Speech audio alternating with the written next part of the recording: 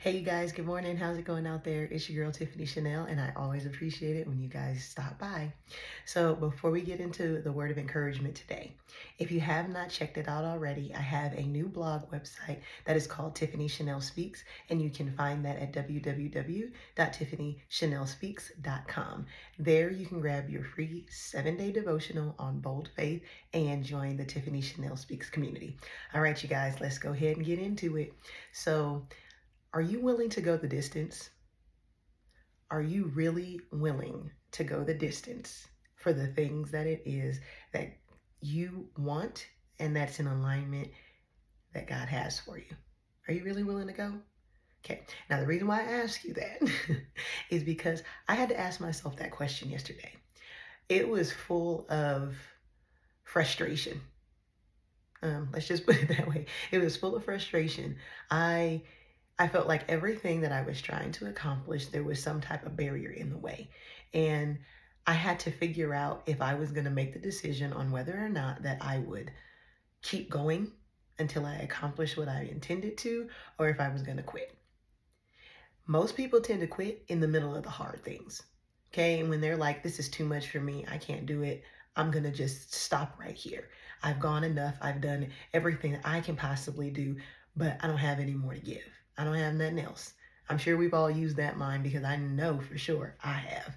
Now, what I want to share this with in scripture, and we're going to just be circling around Exodus. Okay. We are going to be talking about the children of Egypt that were delivered out of that land and we're going into the promised land. All right. If you don't know that story, it's in the book of Exodus where Moses went to Pharaoh because he had instruction from God to say, let my people go. And Pharaoh, he refused to let them go. He just did not want to. And there was everything that started to happen to him based off of what God said. This is what I'm going to put on them. Plagues, diseases, all type of things, because he just would not follow the commandment of God. And I want to put a note right there. The enemy or your enemies or people that are coming up against you, they have to obey and kneel and be subject to God's commands too. Doesn't mean that they're getting away with it. They think they are. But if you don't succumb to what it is that God is telling you to do, you're going to have punishment. You're going to be at his wrath and you're going to be at his judgment too. So, continuing on, Pharaoh didn't want to let him go.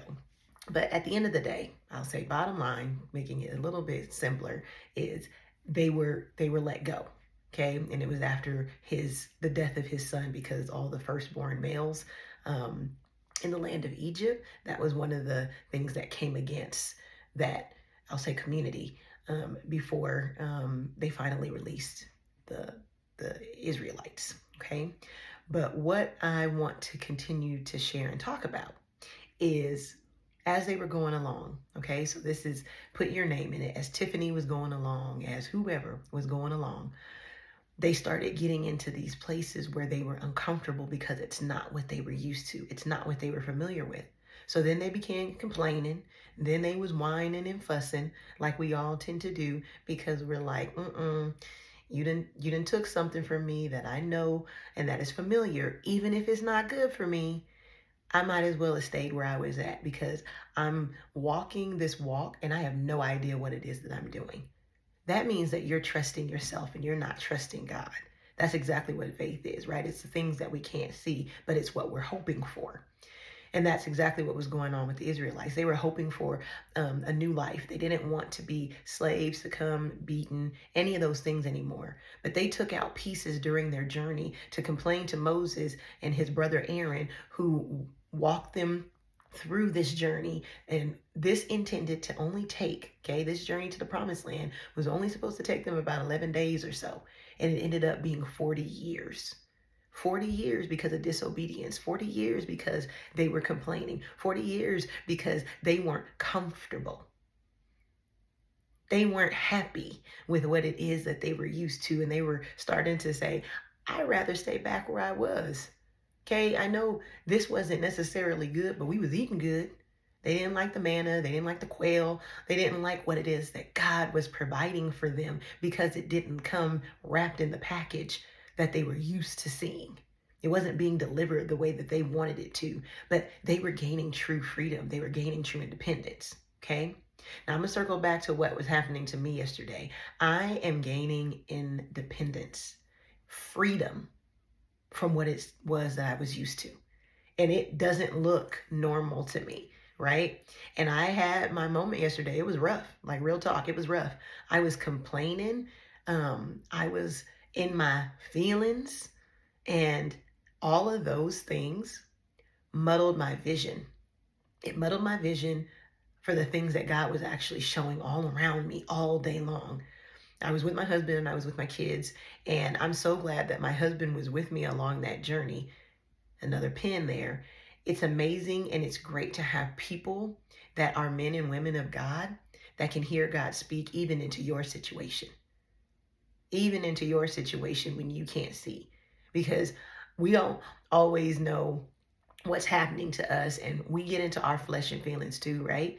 But when we do that, then that means that we are creating a barrier where it makes it harder for God to speak, and more so even harder for us to be able to receive, even if it's the right thing.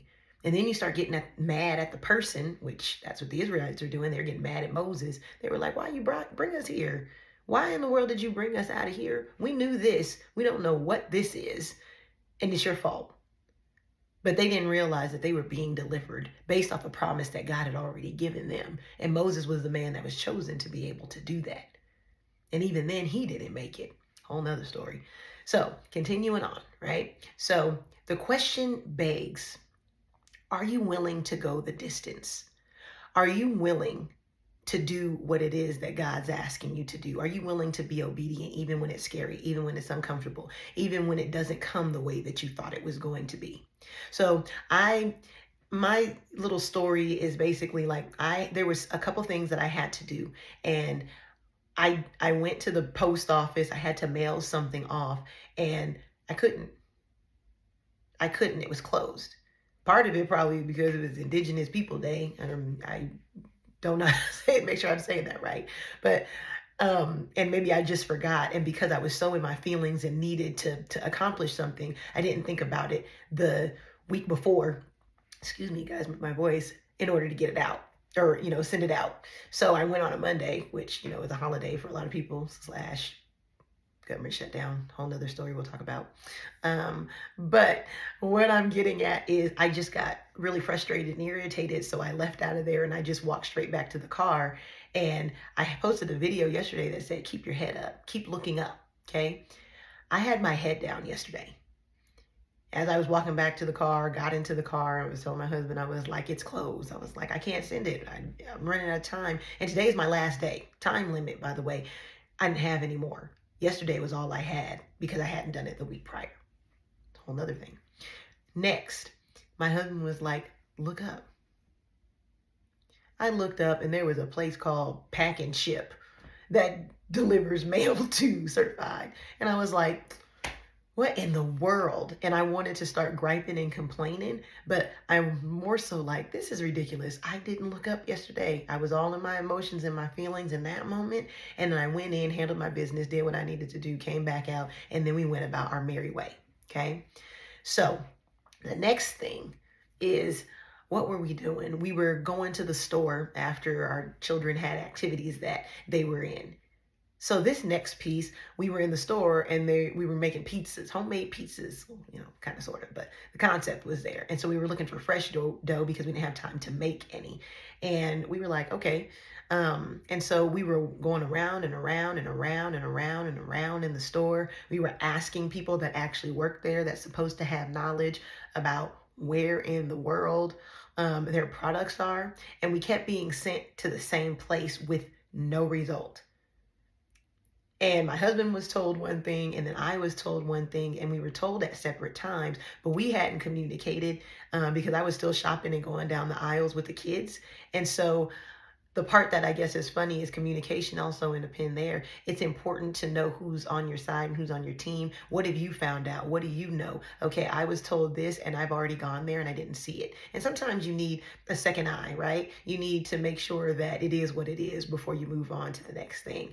So we go down to the frozen food aisle. Why we were even in the frozen food aisle makes no sense because we knew what we were trying to accomplish. We needed ready-made dough. We're looking for fresh dough. Frozen means that it is sitting on the shelf. Frozen means that you have to have time to unthaw it. Frozen means it's not ready. It's not prepared.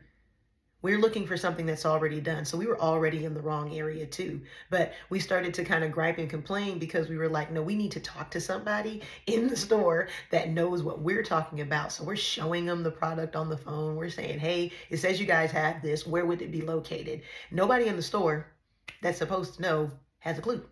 And we were like, this makes no sense. So then we start doing our own research. And then my husband finds something that says it's located in the deli section. So then I go into the deli section and then I ask somebody in that area, hey, it says you guys have this. Where is it at? He points and turns to the sign that says ready to eat. Okay, ready to eat. Now, I don't know about you in that moment. Okay, I didn't catch it until my husband was fellowshipping and we was chit-chatting yesterday. He said, listen to where you said it was at. Ready to eat. Ready to eat. It was already prepared for me. That means it's already prepared for you. And where this question comes, are you willing to go the distance? We could have stopped and gave up and said, hey, we just gonna make our own pizza dough, or we're just gonna buy the other one that's already in the aisles, in the dry aisle, not the fresh, right? And saying, we're just gonna leave and head up out of here. We didn't. We went the distance. We went the distance until we couldn't anymore. We went the distance until we found it. To God be the glory. I say that because thank you, Holy Spirit. Sometimes when we are going the distance and we are walking, we are already being delivered. We are already making a way. When we take the steps, God is already ordering and directing the path. You just have to walk. You just have to keep going. You just have to seek him and you will find him. I don't know if that's a message for you, but Holy, thank you. That's one for me. I feel it right now in my spirit. It makes me happy and excited. I just want to jump. Okay. Now I say that because it was ready to eat. It was already done, but we had to just keep going the distance. We had to stop grumbling and complaining. We had to, tighten up our bootstraps, put our 10 toes down and say, okay, how can I find a way to do what I can? And at the end of the day, this message is expressing that if you do what you can, God is going to do the thing that you can't. Even when he's already asked you to do it, even when it looks like